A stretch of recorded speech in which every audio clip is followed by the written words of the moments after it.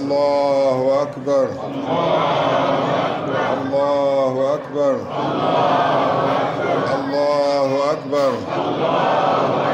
À l'instar du monde entier, la communauté musulmane du département de l'Ouémé a commémoré ce dimanche 16 juin la fête de Tabaski ou l'Aïd el-Kébir, encore appelée la fête de mouton. Comme l'exige le Saint-Coran, dans la commune d'Avrankou, les fidèles musulmans ont commémoré l'édition 2024 de la fête de la Tabaski à la mosquée centrale de Malé-Bakou. Des milliers de fidèles venus de tous les coins ont magnifié Allah le miséricordieux pour ses nombreuses grâces et bénédictions. Pendant environ un quart d'heure, l'imam célébrant Inoussa Salami a rappelé l'utilité de cette célébration avant d'inviter la communauté musulmane au respect des préceptes de l'islam.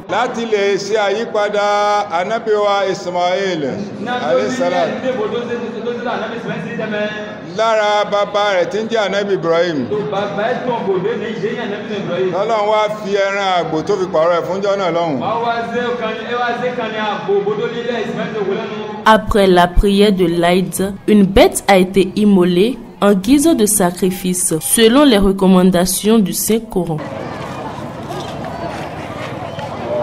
Que retenir de son sermon prononcé? Voici les explications de l'imam Inoussa Salami. La fête de Tabaski, il y a beaucoup de paroles là-dessus. Mais en résumé, c'est une fête de crainte, une fête d'augmentation de foi.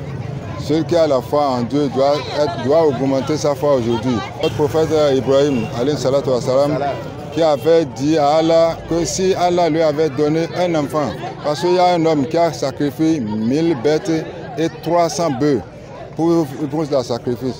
Et tant qu'Ibrahim a dit, lui n'a pas encore d'enfant, si lui avait donné un enfant dans sa vie, sans d'autre, il va tuer cet enfant-là pour se faire des sacrifices à Allah.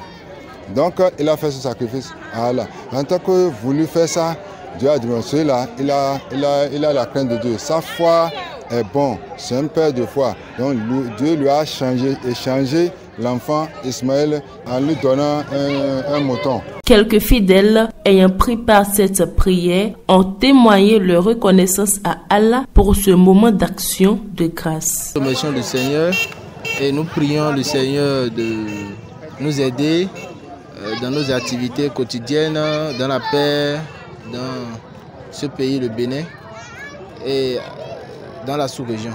C'est une grande fête qui nous rappelle chaque année l'histoire du prophète Ibrahim et son fils. Une bonne fête à toute la communauté musulmane. Rappelons que les valeurs d'humilité, de piété, de sagesse, pardon, patience et sacrifice de soi doivent guider tout un bon musulman dans ses actes.